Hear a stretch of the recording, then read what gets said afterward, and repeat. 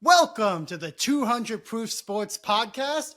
I'm your host, Grayson. This is your other host, Willie Bites. Yes. Don't ask why he's wearing a shooter sleeve. I shoot. Anyway, we cover sports. Obviously, we're going to be talking about the NFL mostly. We're definitely going to get off topic and talk about any kind of nonsense. Absolute nonsense. I believe we talked about, what was it, sodomy for like 20 minutes last time? It sounds right. Yeah. So before we get into the sports talk, I just want to thank our sponsors, SeatGeek. Get $20 off any ticket with our promo code 200 Proof Sports. That's 200 Proof Sports, no spaces. You have to be a first-time user of SeatGeek. But here's the thing. You can make a fake email with Yahoo in like 5 minutes. Set up a new SeatGeek account. Get that $20 discount every time. Every single time. I do it all the time. And yes, they are not listening to this podcast. They could not care less. They don't even know we exist, really. I mean, they gave us the affiliate code. Yeah. But like that was like one person that gave that to us. Yeah, and he's dead now. Probably. Anyway, so we're going to get into the NFL. And what's been going on? What happened right after we recorded last week? Micah Parsons to the Packers. No, but he's really good. Jerry Jones wouldn't do that. No, Jerry Jones is a great GM and recognizes elite talent and actually pays his players. Yeah. According to that 7-part totally not Jerry Jones propaganda documentary that they put on Netflix, he's a genius. Yeah, a stable genius at that. So yeah, Micah Parsons, the best player on the Cowboys. Honestly, one of the best defenders in the NFL. It's like him, TJ Watt, and Myles Garrett. And the thing is, he's like 4 years younger than those guys. Yeah. And way less injury prone. Yep. He's also more versatile. Yep, he can cover passing, he can stop the run, he can blitz the quarterback. I mean, this guy can really do it all. Like, he's a fucking nightmare. So I want to talk about this from a Giants fan perspective first, because that's what we do. We're both Giants fans. It's a sad. That's why we have that little sadness in our eyes. Yeah, we've just been beaten down for years and years and years. Well, clearly we sold our future to Satan for those 2 Eli Manning Super Bowls. There's no other explanation how we won those. It's kind of like we peaked in our childhoods, and we're gonna spend the rest of our lives trying to get back to that high point. And even though we know it's not possible, we have to try because there's no other option. Speak for yourself. I peaked in March 2018. Had a great month. So they say. Anyway, so from a Giants fan perspective, I'm rooting for the Packers to win the Super Bowl. Because I want the Cowboys to experience exactly what we experienced with Saquon last year. Oh, you have this generationally talented Penn State superstar, and you're like, why should we pay the guys who are good at football when we should give it to Daniel Jones and Dak Prescott? Yeah, I really struggle to see a world in which Dak Prescott deserves that money over Micah Parsons. It's really sad, honestly. So I have a rant I'm going to go on about all the reasons it's dumb, and that they could have had them all. Of course they could. And a good team around them. But it's just petty. No, Jerry Jones is just an idiot. Yeah.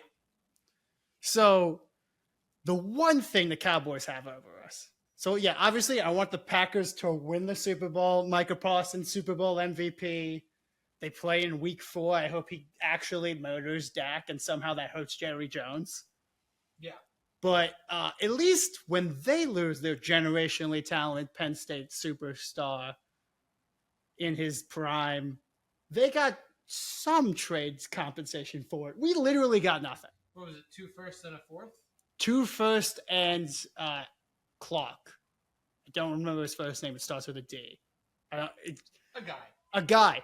Anyway, the Packers love him. Apparently, he's been on the Packers for a long time. He'll be in like the Packers Hall of Fame. But he's way past his prime.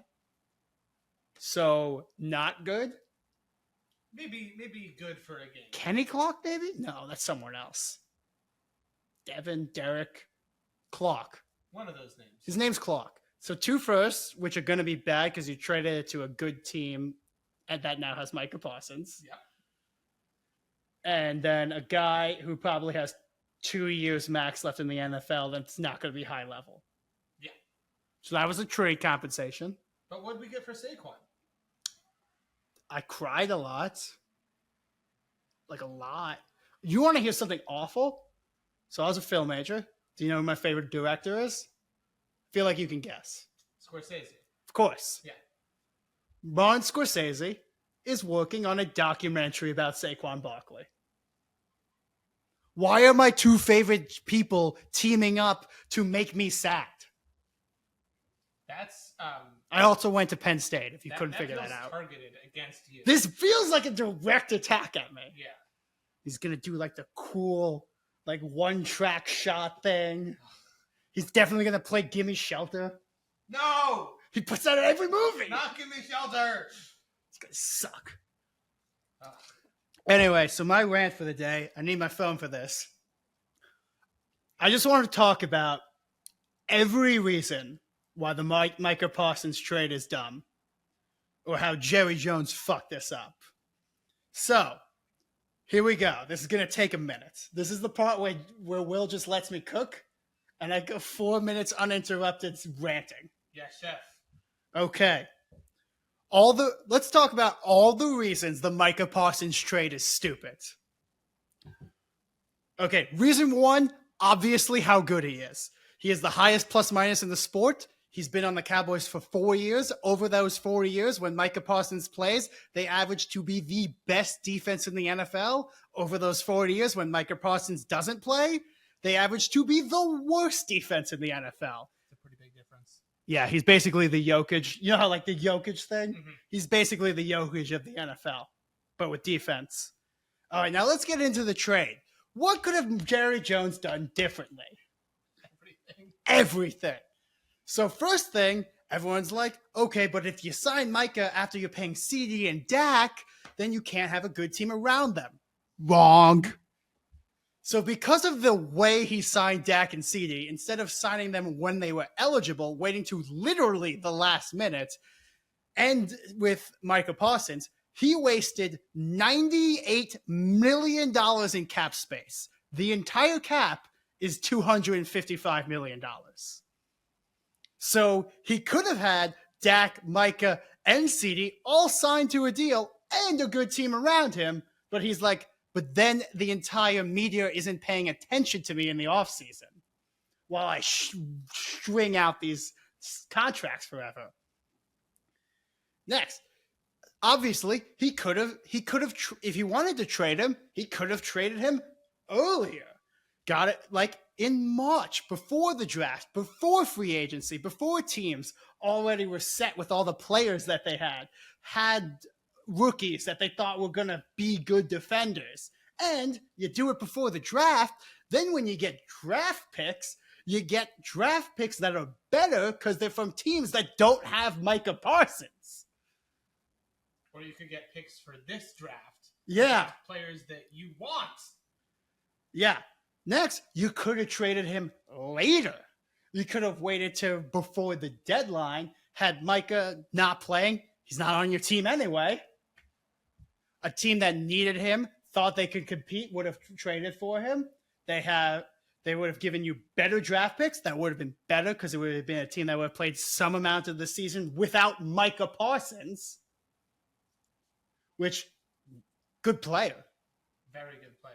And then because it's the deadline's approaching, they're on the clock. They probably would have given you more. Next, you could have had a bidding war. Because, Micah Parsons, very good player. I don't know if you knew this. Yeah, no, I heard he's a very good player. So he called 0 other teams besides the Packers. Yeah, it's kind of like the Luka trade, huh? It's a lot like the Luka trade. So he called 0 other teams, and I can't believe he did not get 3 first-rounders for this. But he had no leverage because Micah was about to fake an injury to not play this season. That's crazy. So that's another thing. You could have also, if you had a bidding war, you could have traded him to the AFC gotten him out of the conference, not had to face him 3 weeks from now, not given him to the team that most recently knocked you out of the playoffs in embarrassing fashion. I actually think it's the most recent 2 times the Cowboys have been knocked out of the playoffs. My memory isn't great, but I know that the Packers have absolutely owned the Cowboys for the past 20 years. Yes. I mean, everyone in the playoffs has. Yeah. But yeah, usually it's the Packers. All right. Okay, you also could have just kept Micah Parsons. You could have strung out the contract this year. Maybe he doesn't play, but hey, then you don't have Micah Parsons, the person you don't have now. And then you could have franchise tagged him. Still would have been less money than what the Packers are playing him. Then you could have franchise tagged him again. Would have been about the same amount of money. You could have had 3 years of Micah Parsons. And then by then, he's old. It's true. Next, the last one. Everyone's like, okay, well, the team wasn't going to, they were in the position because of how they handled the Dak contract and the CD contract. The team wasn't going to be good. If they signed Micah Parsons, it's not like they were going to be good anyway. So now they're tanking for the number 1 pick so they can draft Arch Manning. We'll talk about Arch Manning later. But no, because Dak Prescott, they gave him what is still the highest paid contract for a quarterback in the league. More than Josh Allen? Yep, he has, because he got his after. Oh. Yeah. Dak Prescott still has the highest contract in the league, and he's locked up till 2028. Imagine paying Dak Prescott. Well, we paid Daniel Jones. The most money in the league. We didn't pay Daniel Jones the most money in the league. No, we just gave him Saquon's money. Yeah. And more.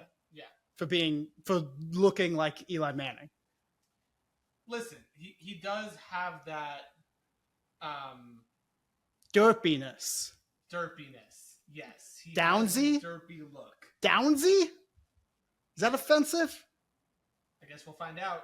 Anyway, next. Oh, no, wait. So you think, okay, well, you can't, well, Dak's lined up till 2028, but you can just draft your guy, then trade him. Dak has a no-trade clause. Oh, my God. One of the only players in the league with a no-trade clause. Who wouldn't want to be traded away from the Cowboys? That's what I want to know. But here's the thing. Even if you trade Dak Prescott with his no-trade clause, he gets to pick which team he goes to, which means, once again, you're going to get fleeced in a trade because you have 0 leverage. Worse than Bradley Beal. And that is all the reasons, there's probably some I'm forgetting, that the Micah Parsons trade is dumb. Also, I don't think we mentioned this, he's good at football. He also has a foot fetish. Does he? Yeah. Publicly stated on the record, he has a massive foot fetish. Hey, 1 in 9 guys. Yeah, it's like the most common one. So anyway, I think the Packers went from like a good team that I was like, I had them winning the division, but it was close with the Lions. Yeah. No, I think this puts them as clear division favorites and a top 5 Super Bowl contender. Yeah, I figured they'd at best win 1 playoff game. Yeah, no, they can go all the way at this point. Obviously, we'll see how Jordan Love plays. I still don't trust him, but nor should you. Couple stats. But I mean, it's between them, the Eagles, and probably honestly the Commanders in the NFC. Eagles, the Commanders, the Giants, obviously. Obviously the Giants. That goes without saying, though. Yeah, it's just assumed, so I didn't even feel like I had to say it. The Fighting Brock Purdy's. If they stay healthy, yes. Yeah. And then not the Cowboys. Definitely not. I think they should use that 7th playoff spot, which I hate that they added because it's always a bad team. They should just use that 7th playoff spot and it should just say not the Cowboys.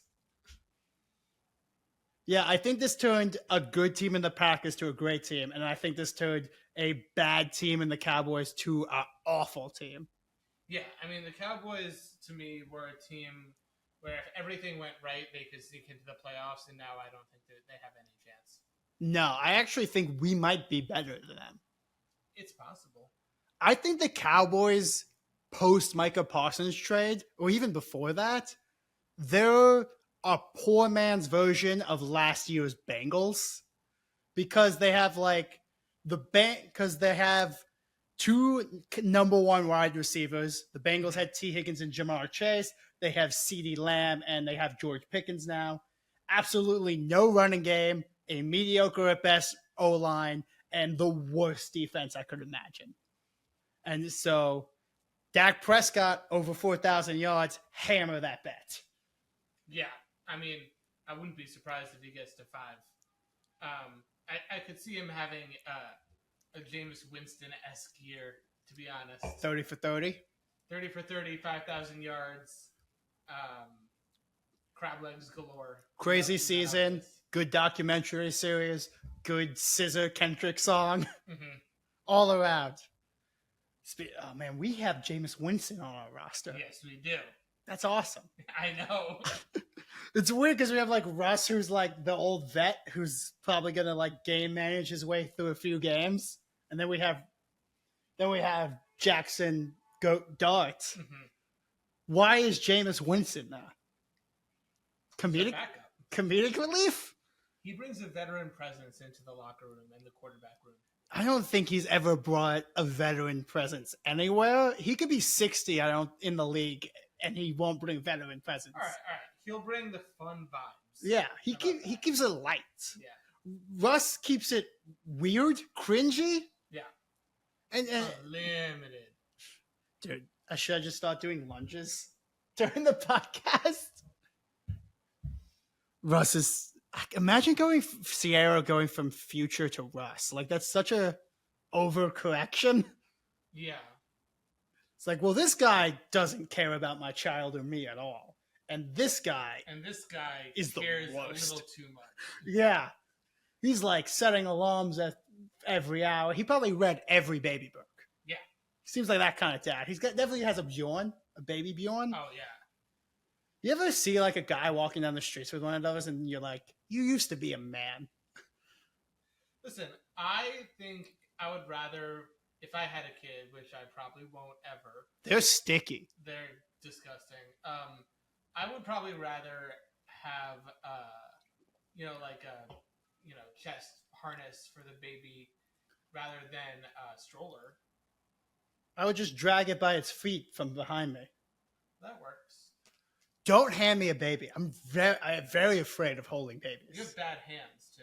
I have good hands. Not for catching things. No, for hitting things. Exactly. I'm good at hitting things. Exactly.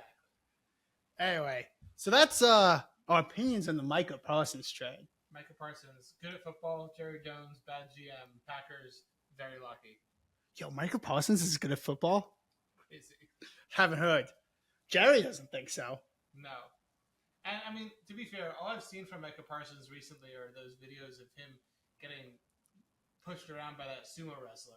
That was great. Yeah. I don't know why he thought he could handle that. It's like 100-pound weight advantage. It's like Jake Paul, Tank Davis. Yeah. Which, if you watch that fight, I hate you. Yeah. You're the problem. That sumo wrestler was just laughing at him. I would be. I did see a very good video. Do you know who Eddie Hall and Brian Shaw are? I know Eddie Hall. So, yeah, Brian Shaw is also a strong man. Brian Shaw, in his prime, was 6'8" and 430 pounds at like 12% body fat. Wait, what? Yeah. He was only 6'8"? Like, I know that's tall, but I'm like, yeah. Shaq it's like 7'4" in that. No. Brian Shaw is enormous. So you're saying I can take him? And they went to this like sumo wrestling, like a local sumo wrestling dojo in like England, and were wrestling with these like dads basically. Do we have a sumo wrestling dojo here? Probably. We should find it. We should look into that. Yeah. Anyways, that would be a really fun podcast social clip. Yeah. The 200 proof sports guys. Trying to sumo wrestle. Getting thrown around by sweaty fat man. Yeah, well, usually we upload these to YouTube. That's for Pornhub. Yeah. Yeah, well, we could actually put it on Brazzers. Well, Brazzers is paid. Yeah. This is for free. This is for the people. Oh, okay. We're for the people. We're not. Oh, People. so the second biggest NFL news this week. Red Zone is having commercials. So the communist revolution starts today. Today. Where do I buy guillotines? Where do I buy Molotov cocktails? So ESPN overpays for the NFL Network. They get Red Zone, a very profitable thing. And they're like, how do we make this worse and make it cost more? Yeah. And these people don't deserve to be alive. I'm just going to say it. All that for me to be able to find an illegal streaming link in 10 seconds. Yeah, no, I'm probably going to boycott even like NFL. I'll stream it illegally, even like Monday Night Football, because I'm so sick of their shit. Yeah. ESPN has become such an awful dumpster fire. How do you fire Zach Lowe? The paid streaming services don't even work. No. And so they got a new app. I don't care. I've been told it doesn't log you out every 3 days. Like the last one. I'll believe it when I see it. LeBron got caught using Streamist while watching NBA, but that's because the NBA refuses to make their product easy to watch. Yeah, if you make it so that people can watch, the paid apps are worse than the illegal streams, people are going to use the illegal streams. Yeah, the NBA has been dealing with this problem for a long time because they made one of the worst apps ever, refused to update it because they said it'll, quote from Adam Silver, it would cost money. So instead they're doing weird AI stuff where you can watch a game if you can get the app to work. You can watch a game where you can put yourself in as your favorite player. What? Yeah. You know what would be way cooler? If I can watch the fucking Knicks. Yeah. How about just let me watch a fucking game? And also, the illegal streams got this right. I want to see what goes on in the arena during the commercial. That shit's amazing. I want to see all the weird grandma dance troops. I want to see Red Panda fucking tossing bowls onto her head. I want to see them play Simon Says in Utah. The Utah Jazz have been playing Simon Says at halftime for 30 years, and I didn't find out about it until I got an illegal stream. It's one of the best things in the NBA, and nobody knows about it unless you're a real one. Yeah. Or if you watch illegal streams. We live in New York. We have to deal with like local New York rappers like A$AP Ferg just putting on a little mini concert. Boring. I want to play Simon Says. There's also a geriatric dance troupe for the Brooklyn Nets. I'm pretty sure. It's amazing. Hot. Yeah, so hot. Very hot. We go to a lot of Nets games because they're a lot cheaper than Knicks games. We don't really want, like, as much as I love the Knicks, there's no one on the Knicks that we really need to see. Josh Hart. Oh, yes. But besides Josh Hart, there's no one on the Knicks we really need to see. But when Giannis comes to town, when Wemby comes to town, any weird tall freak, or even LeBron, it's always way cheaper to watch them at Barclays. Dude, we saw Wemby in Barclays. Mm-hmm. Wemby was at MSG like a week earlier. We sat in like the 16th row. What did we pay? Like $85 per ticket? Yeah, something around like $100 a ticket. Not the cheapest ticket for that in MSG was $380. I'll never forget that. I'm like, where does your greed end, James Dolan? Never. Where does it end? James Dolan. Oh, I actually have some inside scoop. We are journalists. Let's save it for the NBA segment. Okay? We'll save it for the NBA segment. Anyway, everyone should boycott ESPN. I hope these people die. Where do you buy guillotines? It's definitely not. You definitely can't order it off Amazon because Jeff Bezos is like top 5 on the list of people to use it on. I think French Amazon actually.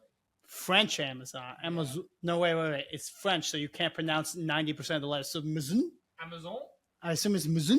Just pronounce the M, the Z, and the N. Amazon. Yeah. Hey, French. We have beef. I need you to pronounce at least half of the letters in your words. Best I can do is 1 in 10. And also, if I'm in France and I'm trying to speak French, don't just make fun of me if I'm not doing it well. You know what I'm trying to say. Dude, you can barely speak English. Fuck off. By the way, our commenters, we'll do the drink after this. Yeah. We'll make the drink. We are 200 proof sports. Does no one know what 200 proof means? It's 200 proof is pure alcohol. yeah. The way alcohol percentages work is you do by proof. So most vodkas are 80 proof. That means it's 40% alcohol. The proof is double the percentage. Yeah, it's not that complicated, guys. Our logo is literally a bottle of alcohol. So 200 proof is 100% alcohol, which apparently is actually really, really hard to get. Because it wouldn't be a liquid. You need water. Yeah, you need like a tiny bit of water. I have a Vaportini so I can inhale 100% alcohol. Oh, great. Yeah, it's still in my parents' house. They think it's a cup. So they've been using it as a cup. Great. But it was great. But anyway, stop asking why we keep slurring our words. I drank an entire fifth of tequila during our last podcast. I drank like 2 beers. Well, they were tall boys. Yeah. So because he does Coors banquets because Cobra Kai never dies. Strike hard, strike first, no mercy. So anyway, before we move on to college football, we're gonna make a little drink. Yes. So this is blatantly stolen from many places on social media. This is a drink that is colloquially referred to as... Wait, you should probably mix it in front of the laptop so people can see you mix it. Yes, this is referred to as the flavor. We're going to add a little booze to it in classic... Wait, just a little booze? 200 proof fashion. So the flavor consists of cucumber lime Gatorade. I see we have Pedialyte instead. And Mike's Harder. And, cranberry Mike's Harder. But we didn't get cucumber lime Gatorade. We have electrolyte beverage instead, which looks like a knockoff Pedialyte, but it is cucumber lime flavored, so I think we'll be okay. And obviously we're adding a little bit of vodka to it to make it taste good. That's what my piss looks like when I drink 7 Monster Energy drinks, which I've done on way too many occasions. Whoa! I'm gonna need more vodka. That was a lot of green stuff. Mm-hmm. Isn't the whole point of this is apparently it creates a flavor that your brain can't comprehend, so your brain will just shut down like basically your taste buds, so you can't taste the alcohol at all. Correct. Which is why I think we should put way more alcohol in this. I've heard it described as TV static and the missing no of flavors. So, live review. Cheers, buddy. Cheers.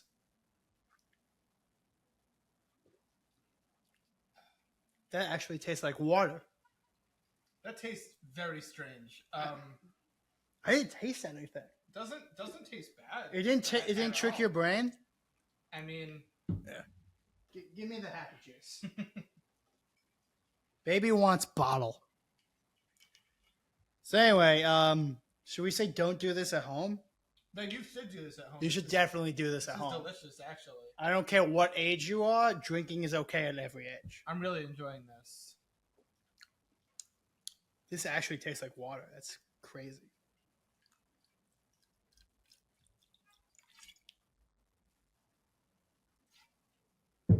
Just mixing it.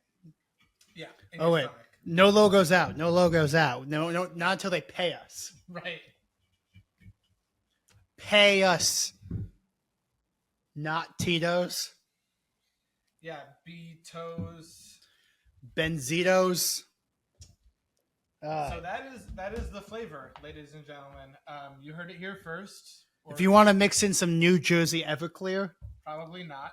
Wait, we're a national podcast. A lot of states have this. New York legalized it recently. Oh, good. You know how the thing was you could get Everclear, but in New York it was 151 was like the limit of proof. I thought it was 160. Yeah, it was around that. That's what Devil Springs was.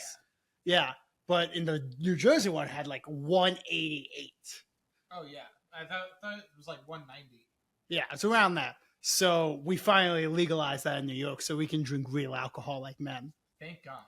If you've never drinking straight Everclear, you have never partied in a basement at Rutgers next to a boiler. That's right.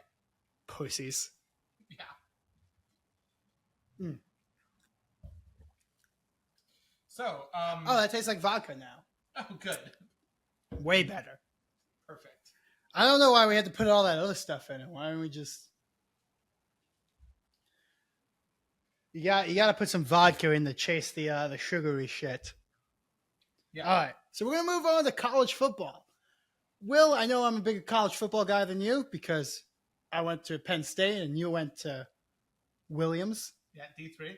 Yeah, they had a football team. We did. Do you think you could take Penn State? We'd have to see. Only if it was a big game. We only lose big games.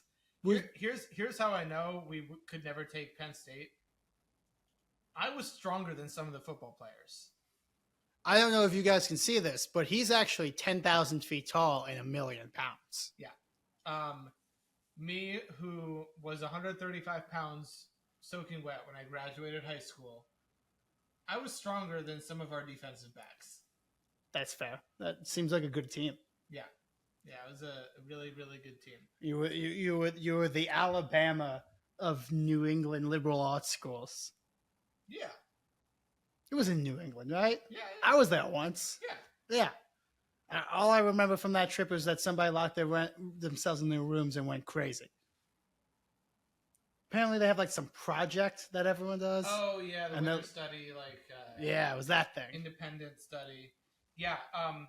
Turns out if you study the effects of social isolation and sleep deprivation, you'll go crazy. Which is weird that they let him do that because I'm pretty sure we already know the effects of those things. Pretty much the most predictable study I've ever heard. We've tested that a lot over the 150,000 years of being Homo sapiens. Yeah. And crazy, same thing happened. Studies should be really called how much speed do I need to ingest and how many hours do I need to abstain from sleep until I see sleep paralysis demons. 8? I think 5 days would do it. Oh no, I meant like 8 months. Oh, you would die. I've died before. Yeah, can't recommend it. Anyway, college football. So first thing, Arch Manning sucks. Yeah, I watched pretty much that entire game. I was at a watch party and in Austin, and Whew. Arch Manning was terrible. Yeah. Yeah. Okay. So Arch Manning played terrible. I want to defend Arch Manning real quick. Go for it. This may have been the worst possible situation for him. Yeah. So he's had a couple bullshit starts. Like he's played like UTEP or whatever. So he hasn't played real college football in like 3 years. So his first game as the real starter, you're going to be playing the defending national champions in their stadium, who was actually better than they were the year before. And they have the best defense in college football. And also all of your film from last year does not matter because it's a new team with a new defensive coordinator who happens to be the Patriots defensive coordinator during their dynasty. And they're pissed because you have the number 1 ranking. Yes, they had the number 1 ranking. Ohio State was 3. Yeah. Penn State was 2. Yeah. Coaches poll had them above us, but whatever. So you've never started before on the road. I don't think people realize home versus road in college football matters more than any other sport. Yeah. People go crazy. It's 100,000 screaming fans. So just to put this in perspective, just on pure numbers, not only are the fans crazier and more energetic and way drunker. I know the number for Beaver Stadium, Columbus is about the same. So it's about 115,000 people at one of these stadiums. The biggest NFL stadium is MetLife. Was that 80? 85? About 80,000. The biggest NBA arena is MSG. 20,000. Fun fact, I learned this the other day. Arthur Ashe Stadium, which is the U.S. Open tennis stadium, is bigger than any basketball stadium in the world. Yes. 20,000 for the biggest NBA stadium arena. So he was playing in a stadium on the road full of the drunkest, loudest fans. That was basically the biggest NFL stadium plus 2 of the biggest NBA stadiums. That's a great way to put it. There was one MetLife plus 2 MSGs. The student section is 25,000 people. That's bigger than everyone's like, MSG, it's so loud, they get so rowdy. Try 25 hammered 19 to 22-year-olds who are not allowed to sit down the entire game. Yeah. I mean, you're talking about 18,000 rowdy arsonists. Yeah. Who don't get along. Who snuck an entire handle of vodka in their Timberland boots into the arenas. God, I hope Gen Z still does that. Last I checked, Gen Z was still borging. The fuck is borging? Aren't the Borgs like the guys from Star Trek? A Borg, it stands for, well, I'll tell you what it is and then I'll tell you what it stands for. Are they like Gooners? So basically, it's a gallon jug, and you fill it up with about halfway with liquor. Then you dump in some flavoring powder, usually Kool-Aid or Why would you want to flavor liquor? Mio Energy, and then you dump in some juice or some water or some seltzer, and you just keep it with you, and you like write your name on it, and you like take it around to like tailgates and parties, and instead of having to rely on other people for drinks, you have your own drink, which has a ton of liquor in it. You know, it's way easier. Buy a handle of vodka and just drink that. Well, that is more efficient. But a Borg stands for a blackout rage gallon. We had something like that. I called it the Jonestown Colada. There we go. So it was 2015, 2016. Xanax was very popular. So it was basically a bunch of Everclear, some vodka. It was there was this thing called Blue Wave, which was alcoholic, but it was very flavored. It's like cheap Curacao. Yeah, some pucker, same kind of thing. Yeah. A little bit of like some kind of juice, like cranberry or pineapple, usually covers the taste the most. So a couple of bars of Xanax, and you take like one sip, and you woke up in a different state. It was amazing. Yeah, and I think with the Borgs, a lot of them use Mio Energy, so there's a bunch of caffeine in there too. Are you sure the Borgs aren't the simulation characters from Star Trek? Will assimilate. Yeah, I'm pretty sure that's what they are. Yeah. No, And I even watched Star Trek, same, and I know same that. word, but different meaning. Anyway, you guys are drinking wrong. Yeah. You're making it way too complicated. Just get a handle of vodka, put your mouth on it, put your hands behind your back, and go like this. Oh my god, with the handle, a glass handle. It's not that hard, you fucking pussies. Jesus Christ. You people. Are your teeth okay? Never. Good. Anyway, so I feel bad. So Arch Manning, maybe in the worst situation, 9 out of the 11 guys on the Ohio State defense are going to go pro. They also have the best defender in college football there, and they have the best defensive coordinator because he was during the Patriots dynasty that defensive coordinator. Listen, that team is stacked. So not a great situation for him, but here's my criticism. If you're going to be one of those guys, you get put in unfair situations and you overcome it. Tom Brady down 28-3 halfway through the third quarter. LeBron James down 3-1. Listen, I wasn't expecting Arch Manning to go like 30 for 35 with 450 yards and 6 touchdowns. That would have been cool. It would have been cool. But he was missing open throws. And very easy throws. And like anytime he took a shot down the field, it was like into triple coverage or it got picked. Like he played much worse than his stats suggest. And his stats were pretty bad. I mean, I think he was like 7 of 15 with 38 yards going into the fourth quarter. Yes, that was my favorite stat, is that he had 38 yards going into the fourth quarter. Like, I think he had negative yards at the end of the first half. Like, it was bad. His first throw was missing a completely wide open receiver throwing it short. And his last throw was missing a completely wide open receiver throw. He's short. Yeah. Also, I didn't notice this in his games last year, but he has this weird sidearm delivery that I've only really seen with Matthew Stafford and Patrick Mahomes. Here's the thing about a sidearm delivery. I don't care how you throw the ball. Throw it sidearm, you can throw it underarm, overhand. I really don't care. Fucking kick it for all I care. But if you're throwing the ball sidearm and you're entering the quarter 7-15 for 38 yards, you better fucking throw the ball right. Considering he's from like quarterback royalty, it's amazing that he doesn't know how to throw a ball. Yeah. Which reminds me, he got to play a few snaps in the playoffs. He threw the ball 0 times.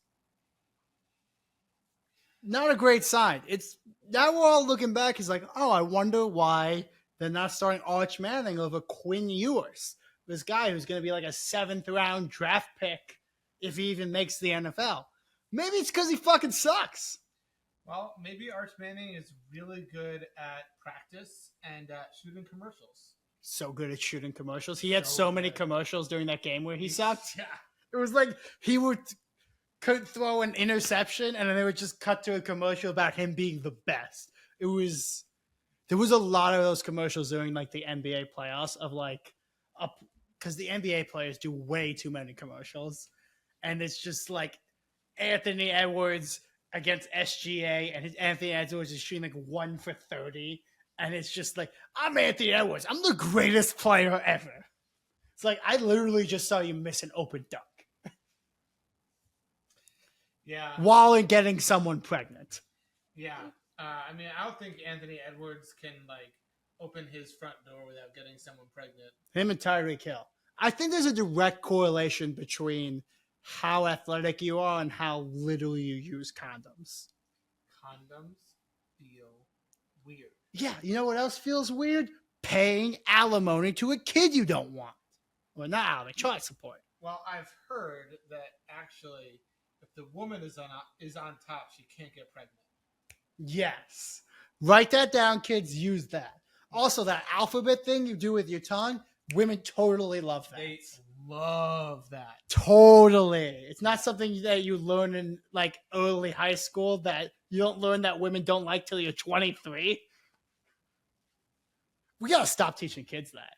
Who's teaching kids that? I don't know. I got taught it. You got taught it. I saw it in fucking Shameless the other day when I was rewatching that. It's like at this point, it's like a meme, you know? No, I don't think it is. I think people legitimately think it works, and then you find out like 8 years after you got taught it that like it's awful. Just focus on the clip. Yeah. I always wondered why women like V so much. Like anything that touched the top. Yeah, the top. Guys, focus on the top. We mostly talked about football there. Yeah, mostly. Anyway, I think Arch Manning, that was the hardest game of the year. It was the first one. I think he's going to be Arch Manning. He'll probably be fine. Yeah, he'll be better. But we'll see. I have no idea what their schedule is like. They're in the SEC. Wait, great stat not stat, just a fact. So the team that is predicted to be who have the number 1 draft pick is obviously the New Orleans Saints because they suck, and they suck. Yeah, they suck. And who's their quarterback? Spencer Rattler, maybe, or Tyler Shook. right? I don't know how to say his name. It's a GH, but some people make it like a hard K, and some people just make it like you just say show, and some people say Shaw. Yeah, that guy. So they're predicted to have the number 1 pick. Ironically, the 2 quarterbacks who are predicted to be the number 1 pick, Nussmeier at LSU, Arch Manning at Texas, both of their dads were quarterbacks for the Saints. We have hit peak Nepo baby. I mean, Two guys whose dads used to work at the company are competing against each other for the job that they don't deserve. Nothing more American than that, is there? God bless America. I also learned today rich people have lower IQs than the average American because most wealth in America is inherited. Really? Yeah, on average, rich people have lower IQs. It's like it goes up until you hit about 130K a year, and then it's stagnant, and then the richer, and then above like 500,000, the richer you are, usually the dumber you are.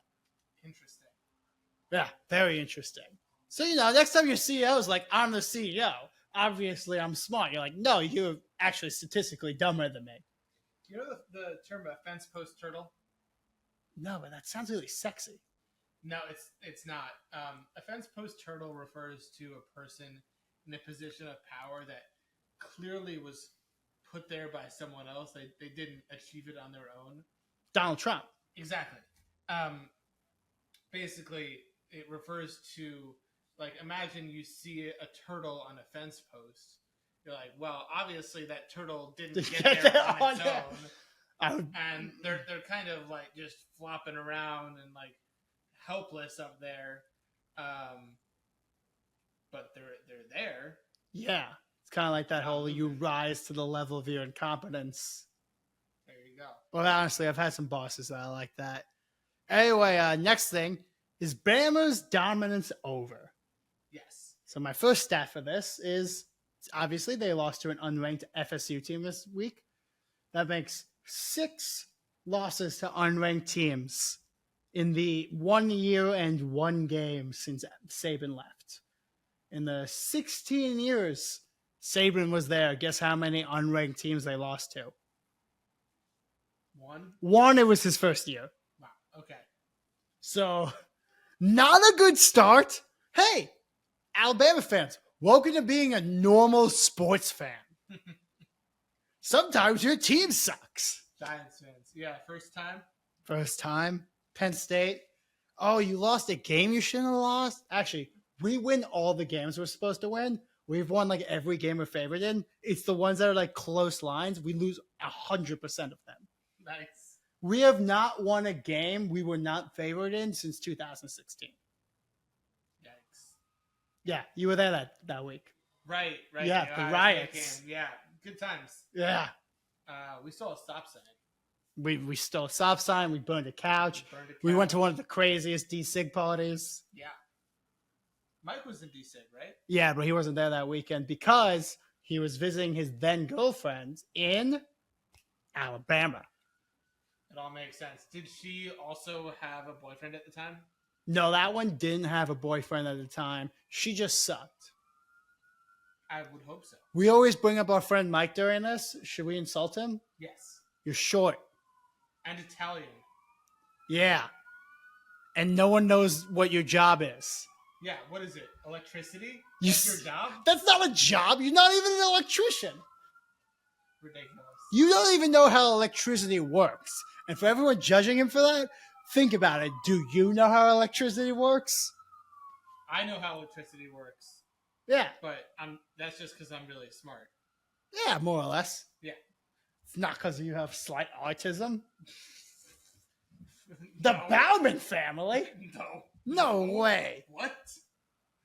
I don't know what you're talking about. So yeah, Bama, they hired the coach of Washington, who got Washington to a national championship. And it seemed Gardner Minshew, right? No, that was Washington State. Okay.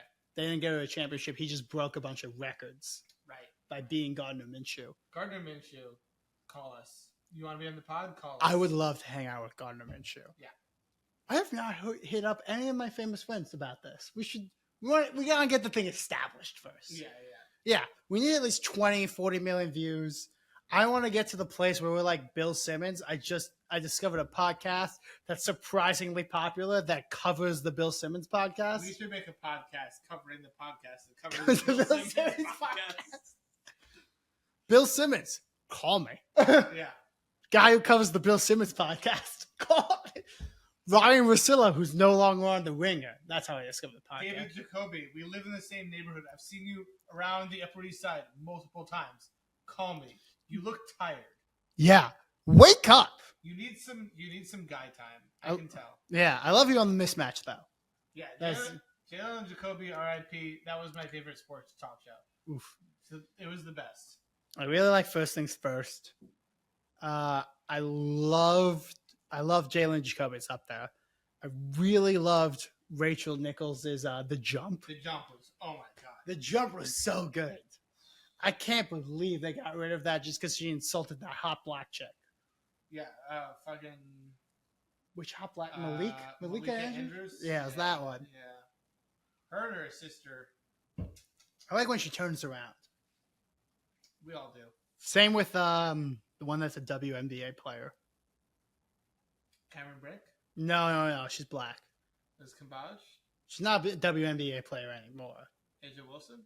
No. Asia Wilson's still playing. She's on ESPN all the time. She does like their countdown. She does the show. Whatever, Ogumake? Yeah, her. Yeah. It's like Candace Ogumake or something like that. Yeah. So there was just one season.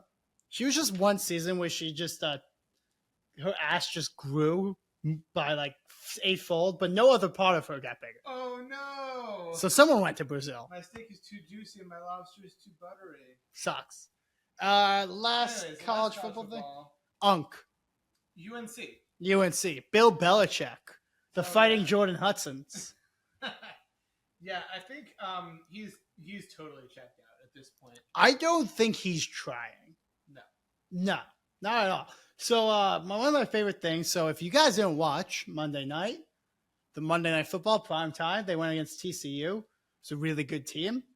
They got blown out. Not ranked, like on the peripheries of the top 25. Yeah. They lost. So I just want to walk this through. First drive of the game, they drive. Bill Belichick's North Carolina drives right down the field and scores. And then the rest of the game did literally nothing and sucked the entire time. Yeah. 48-14? I think so. I just want to point out.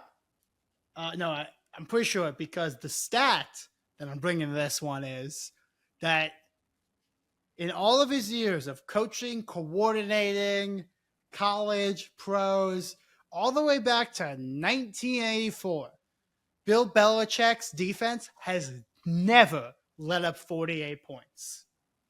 That is a crazy stat. Yes. Did in his first college game. Another stat, just for college.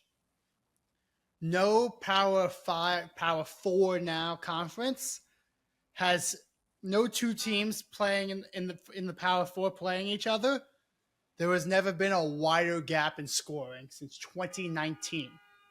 6 years since there was a bigger blowout between two Power 4 conference teams. I would also like to point out that Jordan Hudson looked hot. It feels like Bill Belichick and Jordan Hudson have been dating for a while now. He met her when she was at 19. But let me remind you, Jordan Hudson is 24 years old. And when he met her, she was 19. At least it's not Drake, where he's dating girls that he met when they were 13. Dude. Drake just did an interview, and he's like, I'm going to address all of the accusations. So guess what? Who are you texting? My friend Joey. Tell Joey I say hi. I looked at my phone for stats. You just texting Joey. I love Joey. Look at my phone. Joey can wait. Score. But anyway, what was I fucking talking about? Jordan Hudson? Allegations. Yeah. Drake he did an interview with that girl whose name is Bob for some reason. Mm-hmm. Bobby something. Oh, Bobby Altieri? Yeah, I don't get why she's famous. She's not funny or interesting in any way. Yeah, she's not funny, industry plant. She's not funny, interesting, insightful, smart, or good looking. You got to be one of those things. She says what she's paid to say, which is a valuable skill. Anyway, so Drake was like, I'm going to address all the allegations.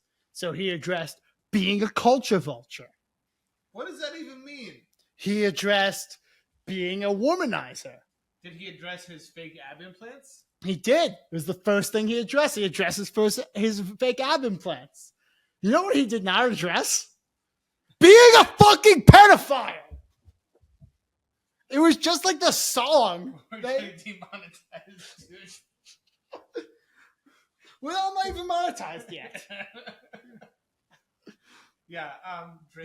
Drake is definitely a pedophile because he keeps not addressing the pedophile accusations. Yeah, he's like, I know there's a lot of rumors that he put him to rest. But I'm not talking about that one thing because I totally do that all the time. I do love chicken sandwiches. I do like fucking just 12-year-olds. No, not 12-year-olds. They're usually like 13 to 15. 14, 15, maybe 16. But let's get a little. The girl that he got caught like feeling up and making out with was 16. Okay. A little old for him. I remember the moment.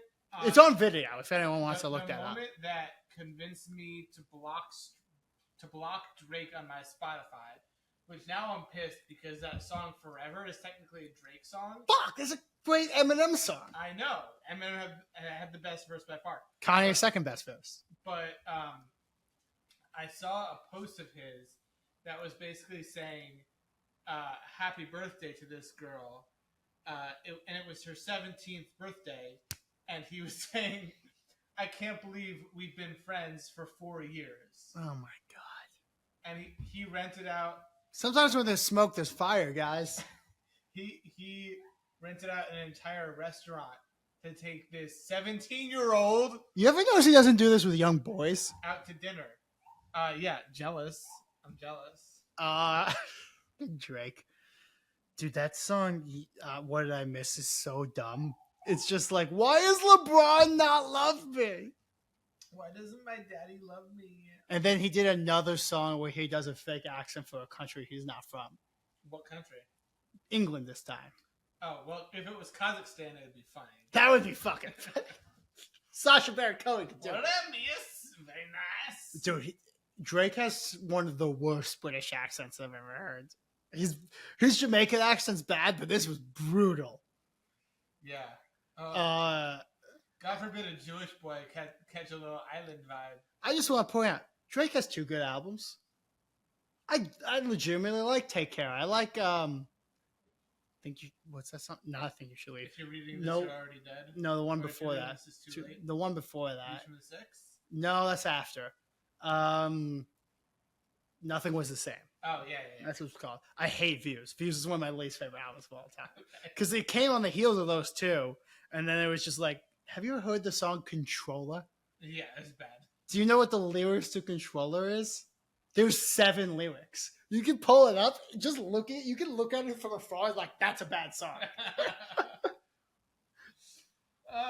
But yeah, those 2 albums, legitimately good albums. Yeah. Drake, horrible person. Also, all the people who are like, Kendrick lied about his daughter. 1, his dad confirmed the daughter, and everyone's just like, we're not going to talk about that. 2, why would you believe Drake? He already lied about this.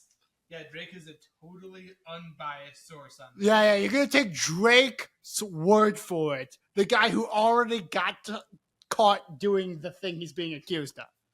And my favorite thing, last Drake thing, Heart Part 6, his only time responding to the pedophile thing, he said 2 things. I'm gonna do this more ridiculous one second. The funnier one to just say. The first one was he said Kendrick was only obsessed with it because he made a song. Kendrick has a song talking about how he got molested. The song is talking about how his mom got molested. So Drake, in addition to being a pedophile, cannot listen to the song. Also can't read. No, and doesn't understand rap music. Yeah. And the whole song was about generational black trauma, which is the whole point of the beef was about how Drake didn't understand, and then he ends the beef by not understanding it. But the other thing the other way he said it was, this is his most direct way of answering the pedophile accusations. I'm too rich and famous for that shit. Actually, it's the rich and famous who are into that shit. Drake. It seems to be almost an exclusively rich and famous issue. I don't know if you've been paying attention to the Epstein files. It was 2 weeks. It was no, not 2 weeks. It was 2 days after Diddy got arrested. I'm too rich and famous for this. It was 2 days after Diddy got arrested for doing the same shit. Michael Jackson, Hey, Drake, the fucking Drake, president. You know what one thing ties together rich and famous people all throughout history? Fucking kids. Fucking kids. Fucking kids. Unbelievable. So Drake definitely fucks kids. Yeah. Yeah. Millie Bobby Brown has been asked about this, and she says, I'm not going to answer, but... Yeah. Okay. That was one of my favorite interviews ever. She goes like, I'm not going to talk about Drake and his inappropriate relations with kids, but...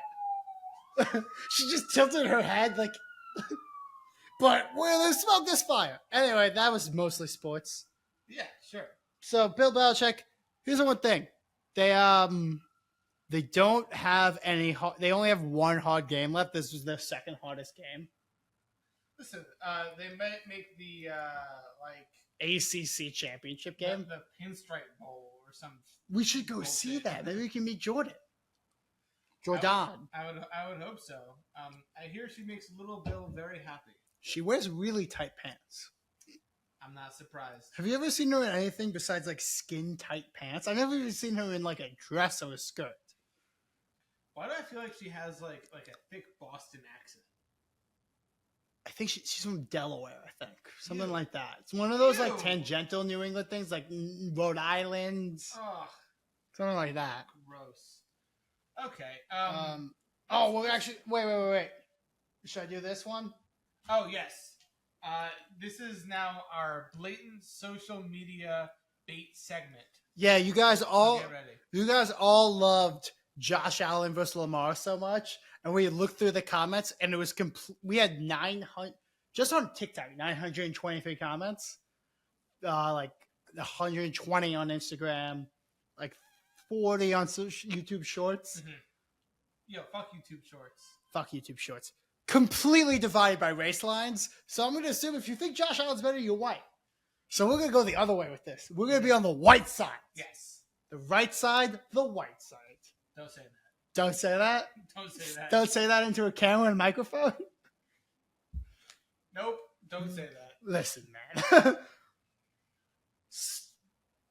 We're not better at anything. No. Okay. So today... We're better at getting sunburned. Today's blatant social media bait is Brock Purdy versus Jalen Hurts.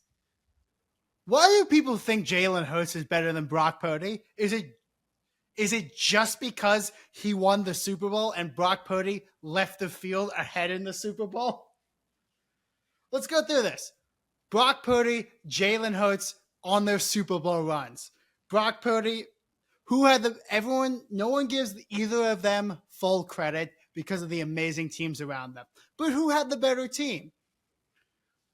Saquon Barkley versus Christian McCaffrey. Let's call that a wash. Receivers.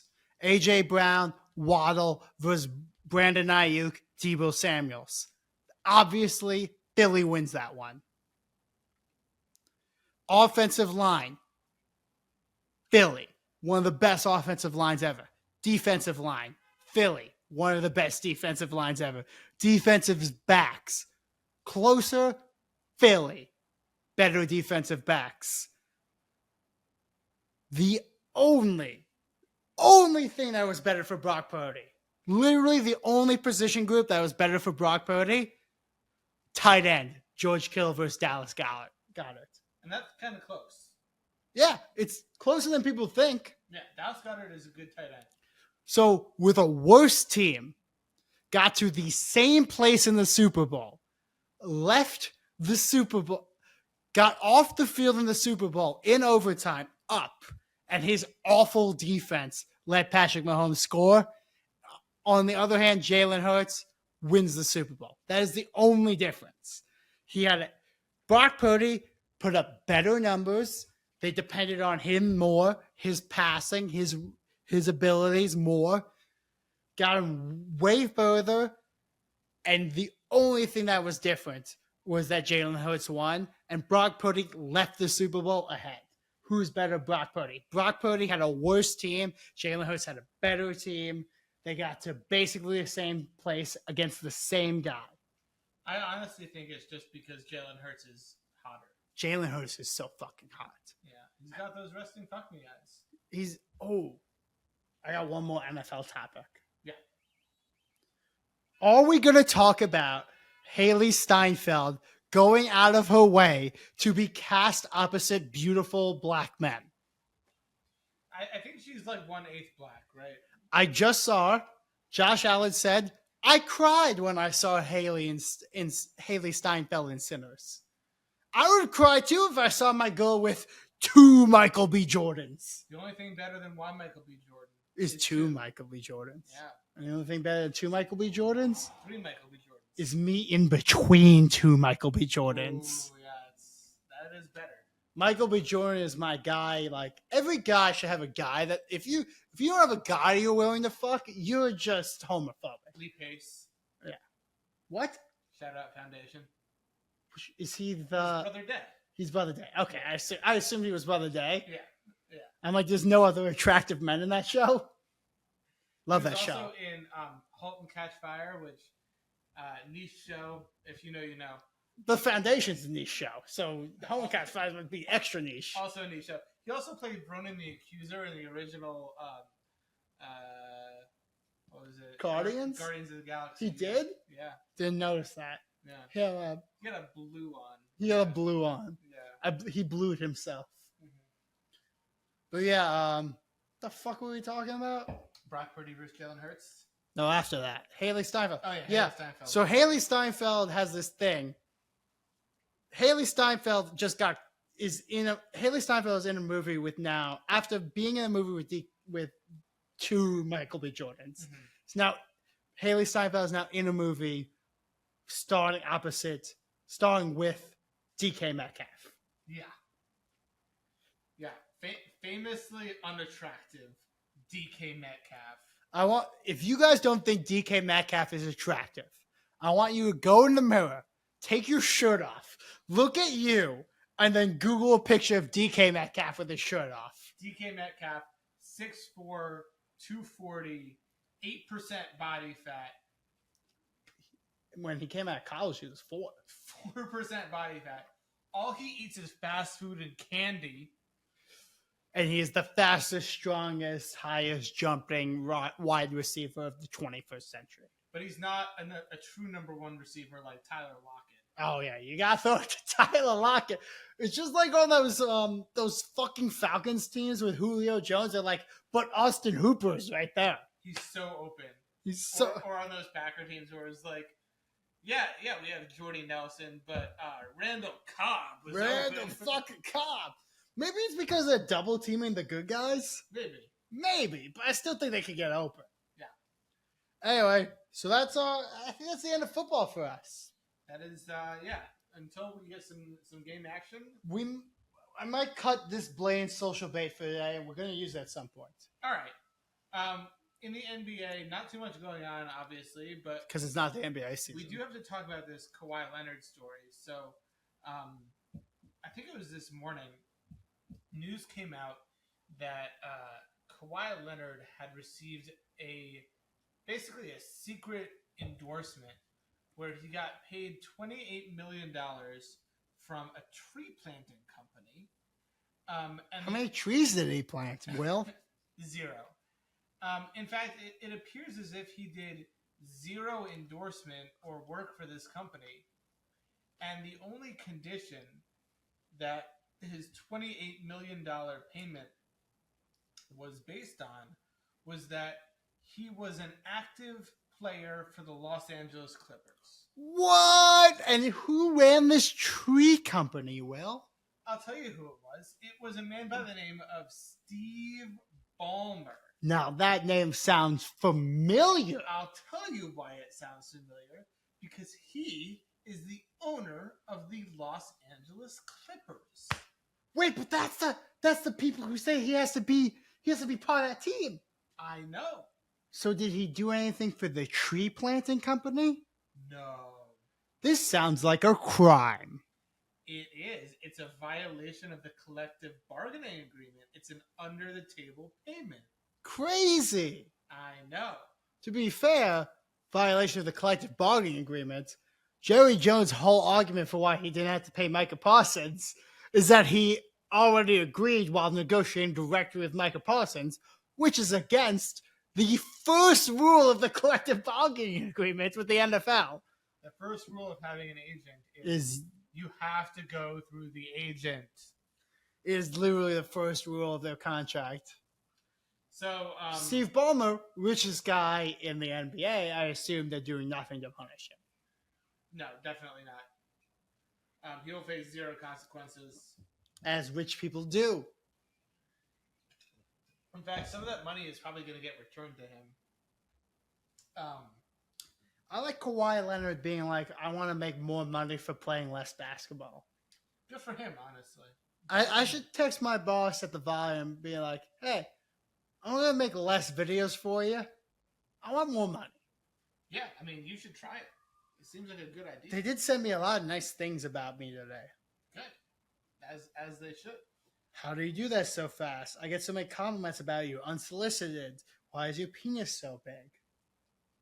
Things like that. Normal compliments from your boss. Totally normal. So we'll see how this Kawhi Leonard story plays out. But honestly, I can't say I'm surprised. Dude, wait. You know who's on the Clippers this year, right? Norman Powell? No. He's actually the only one who's not. Oh, no. He's on the Heat. Oh, no. Who's on the Clippers? The greatest 2017 team of all time. Let me hit you with Kawhi Leonard, James Harden, Chris Paul. Yes, Chris Paul back in LA. Hell yeah, back on the Clippers. With this team, 2017 would have won 82 games in the regular season, swept their way through the playoffs to the finals, and probably had sex with Haley Steinfeld in the way. Yeah. Are you going to throw up? No. You look like you're going to throw up. I just had to burp. God. Burp into the mic. Fine. I might use it for an audio thing later. So, can we move on to J.R. Smith? Oh, because you saw him at an airport? I did. So I was flying back from Austin on Monday. And right now at JFK, they're doing some construction, Terminal 4. So the Terminal 5 is where all the parties are. Yes. So the rideshare pickup, you have to get on a bus in front of the terminal. Go 10 minutes on this bus to some far-flung parking lot, and the Uber picks you up there. I was waiting for my Uber, and who do I see but J.R. Smith? And it was 100% him. Did you do this? No, I did not do that. I told him that LeBron forgave him.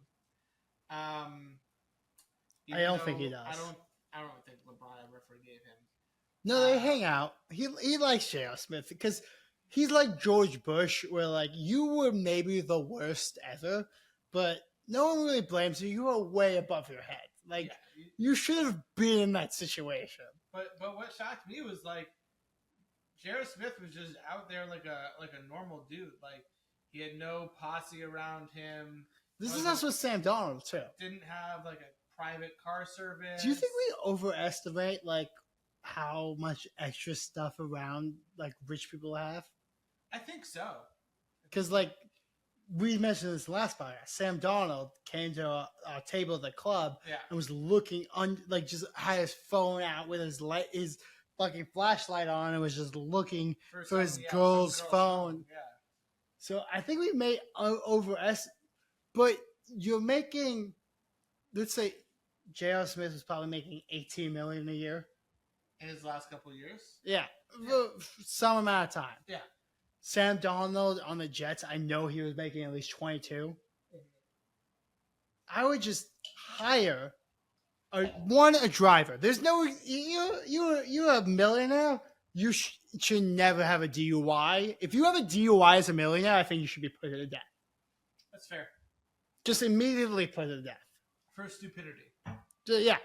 Fucking every athlete, there was no reason you should ever drive. I would never touch a car if I was that rich. Well, I would touch a car, but on a closed track. Yeah. I would have my own thing. Yeah. I'd go to one of those places where you can rent a Lamborghini or whatever and just rip it around your track. And that's called the entire city of Miami. That's good. Do you know what so the number one industry in Miami is Medicare fraud? Mm-hmm. Do you know what the number two industry in Miami is? Orange juice? No, it's luxury car rentals. Oh. Do you know what the number three industry in Miami is? Whores? No, it is repairs for luxury car rentals. Oh, that is great. Hoys is probably up there, but I don't think that makes like the register list. I'm sorry. Entertainment. Yeah. Escorts. Yeah. Jordan Hudson's. Yeah. Girls who Don't worry. like to travel to Dubai. Don't worry. I don't know if you heard this. Bill Belichick funded Jordan Hudson's mom's sex shop. Oh. It's in Nantucket. Her mom has a sex shop? Yes, she owns this. It's technically a sex museum. A history of sex. That sounds super healthy. Yeah. All right. Well, wait. We're still NBA. We're gonna skip this. Yeah. All right. You have 5 minutes. Willie Bites gets 5-minute tennis corner. So those of you who know me know I'm a big tennis guy. Played tennis in my youth. I'd just like to talk about the U.S. Open for a minute. Obviously, we're midway through the quarterfinals. Carlos Alcaraz has been So fucking amazing. Good. Bald Alcaraz it's like a mythical player at this point. Dude, he's so fucking that behind the back shot against. Is he even 23? I think he's 22. So no. Yes. He's not even 20. He's so fucking good. Yeah, it's crazy. He's like, for those of you who don't know, he's like a blend of Federer and Nadal. Like, his shots are very Nadal-esque. He hits very heavy with a lot of topspin. Wait, I just want to explain this to people. That's basically saying he's Messi. He's a blend of Messi and Ronaldo. Yeah. He's a blend of Peyton and Tom Brady. He's like a blend of Michael Jordan and LeBron. Like, no, it has to be the same generation. Yeah. So like he's a blend of Michael Jordan and Hakeem. Sure. The two best guys of that just generation. Like the two best players, he's a blend of them. He has the speed and strength of Nadal and the tenacity, but he has the creativeness and all-court ability of Federer, and it's just so beautiful to see. And then, of course, you have Sinner, who's like Djokovic 2.0, where also great movie. He hits the crap out of the ball. He played Alexander Bublik in the quarterfinal, and he dominated him. An hour 20, I think, for 3 sets. It was crazy. But Bublik said afterwards it was like playing AI. He's like a tennis robot.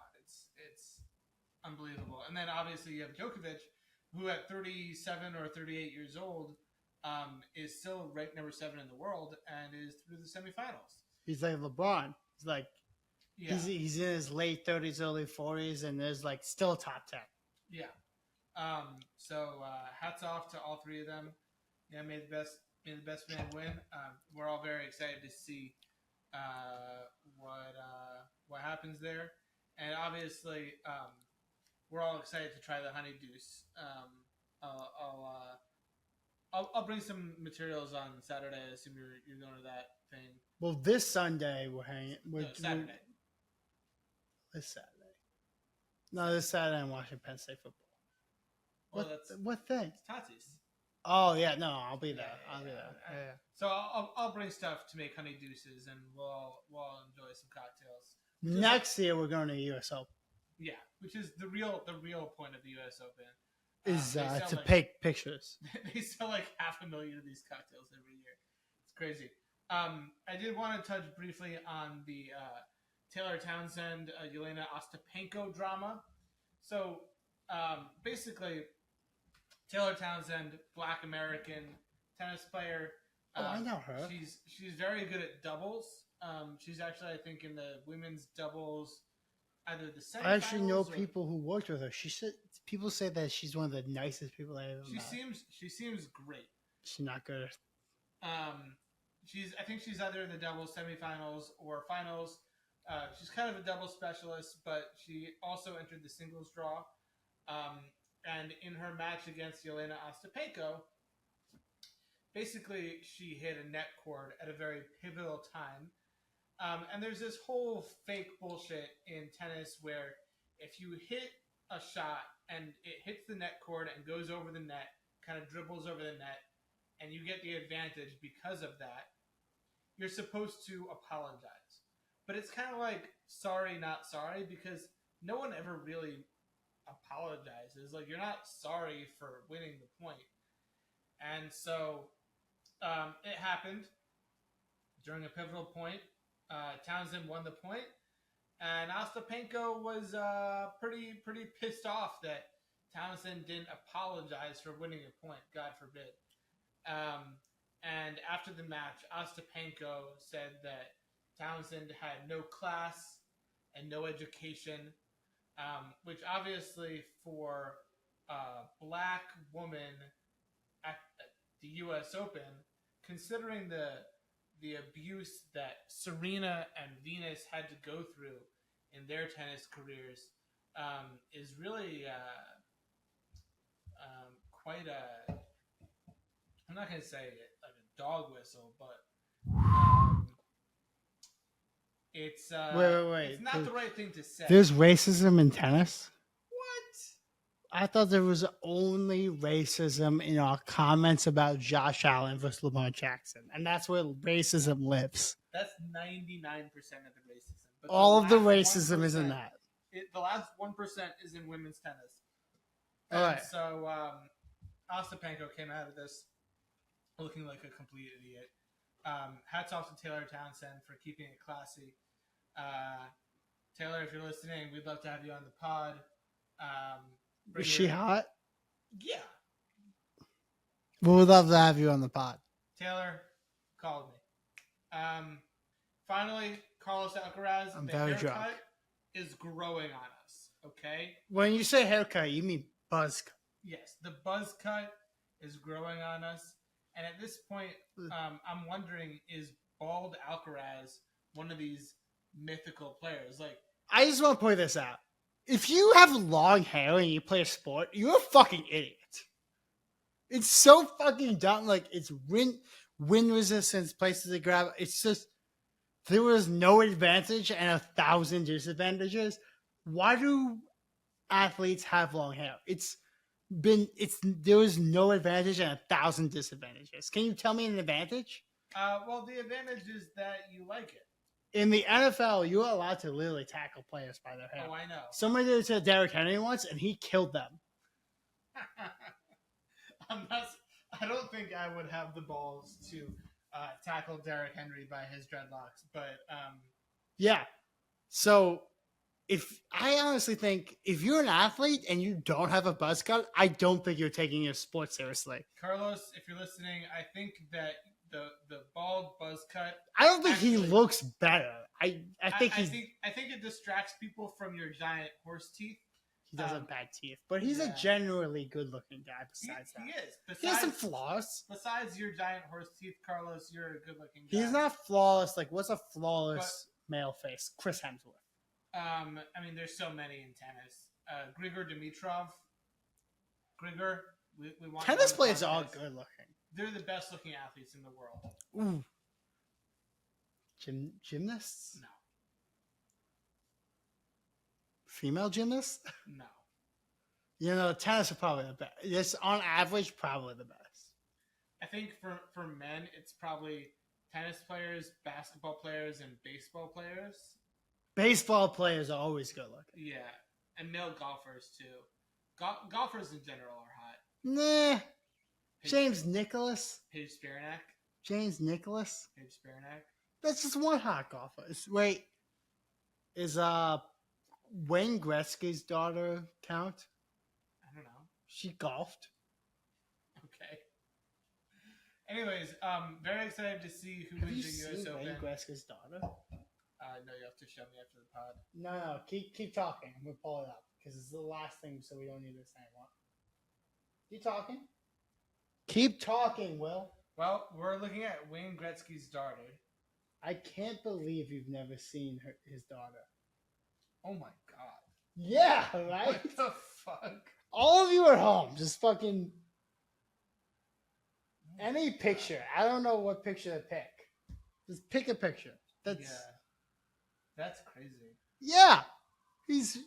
Wayne Gretzky actually might have, of all the North American sports, he's the only guy with an uncontested GOAT. Yeah. Muhammad Ali, you could contest that. You could be like, Sugar Ray Robinson. You can say Floyd May. You can't say Floyd Mayweather, but you can say Manny Pacquiao, Mike Tyson, Roberto Duran, Holyfield, my personal goat, Deontay Wilder. Yeah, Marvin Hagler. Deontay Wilder, please don't eat us. Yeah. But yeah, NBA, you can say Michael or LeBron or Kareem or a bunch of other people. But Wayne Gretzky has an absolute lock on GOAT of hockey. Yeah, he has the GOAT on hot daughters. He just got passed last season by Alexander Ovechkin for most goals of all time, except the fact that Wayne Gretzky was an assists guy. Yeah. Wayne Gretzky. So one of the craziest rules I ever thought was in fantasy was that if you drafted Shaq number 1 between 1999 and 1995 and 2005, you had to give up your 3rd round pick. Totally fair. So the crazier stat is that if you drafted Wayne Gretzky in fantasy, I don't know who plays fantasy hockey, Canadians. but if you had drafted Wayne Gretzky in fantasy, you had to take him for points and assists as separate players. And you know what? Still worth it. And it was still worth it. Here, they both were still top 10 picks in most drafts. Yeah, Wayne Gretzky. Willie Bites is very distracted by pictures of Paulina Gretzky. I don't know what you're talking about. Well, you're not. No. No. Who's the hottest person alive? Who's the hottest person alive? Yeah. My girlfriend. Exactly. Yeah. He answered that. That's what I was going for. Yeah. Okay. So I think that's the end of the 200 Proof podcast. I think that does it for now. Our girlfriends are the hottest people alive. The hottest. The hottest. I would throw Margot Robbie into a fire just so I can touch my girlfriend's ass. I would walk through a mile of glass. I would crawl through broken glass to hear my girlfriend fart through a walkie-talkie. I would genocide 4,000 Gazas. I would genocide 5,000 Gazas. Just so I can lick my girlfriend's big toe. Just so I can catch a whiff of her titty sweat. But what if Pauline Gretzky was like, hi? I would throw him. I don't want to hear about Pauline Gretzky. Anyway, this was the 200 Proof Sports podcast. Thank you for tuning in. I don't know why you guys can't realize that we drink during this. We're literally openly drinking during this. No. We're so well. I'm New York sober now. As I get older, I'm New York sober. Yeah, I'm like 3 drinks in, which means unfortunately I'm sober. You know what New York sober is, right? Only pizza, beer, and wings? No. New York sober is you don't drink from 5 p.m. on Sunday until 5 p.m. on Thursday.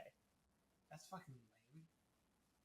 Yeah, that's New York. It's kind of like they say California sober is only doing weed. New York sober is only drinking Thursdays through Sunday day. All right. Well,